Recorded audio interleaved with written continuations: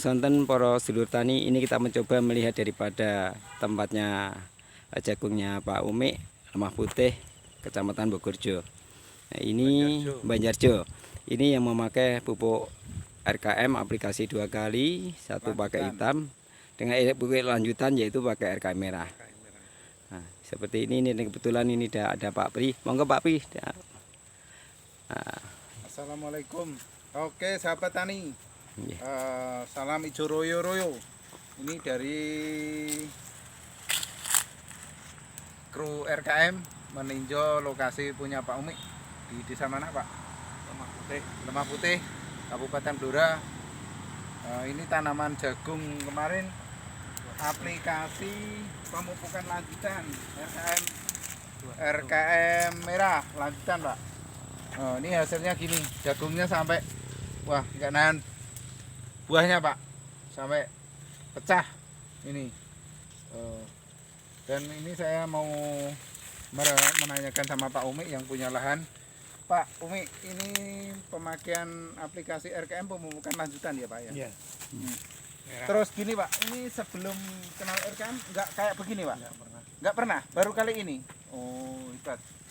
Terus tanggapan gimana Pak mengenai pupuk RKM? Menurut jenengan gimana? Pupuk RKM itu sangat gimana? Dikembangkan, ini perlu nanti dilanjutkan ini.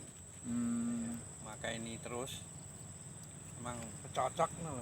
Oke. Jadi kelebihan RKM udah kelihatan Pak ya? Iya. Terus ini juga mau pecah rekan-rekan. Ini pecah. Ini akarnya sangat kuat. Ini akar bekas pemupukan RKM. Nih batangnya juga kuat. Nih batangnya. Dan daunnya kelihatan sangat hijau fresh, sangat hijau. Semuanya hijau ini. Ini juga. Nah, ini juga masih. Nah ini sangat nih. Jadi Pak Umi terkejut setelah tanamannya Bapak Umi ini dipupuk dengan pemupukan lanjutan RKM. Nih sebelumnya nggak kayak begini, biasa-biasa aja. Nah, jadi ini ada kelebihan sangat luar biasa RKM. Inilah bukti untuk rekan-rekan semuanya seluruh daerah pelosok mana dimanapun, untuk inilah kelebihan dari RKM. RKM emang sangat jos.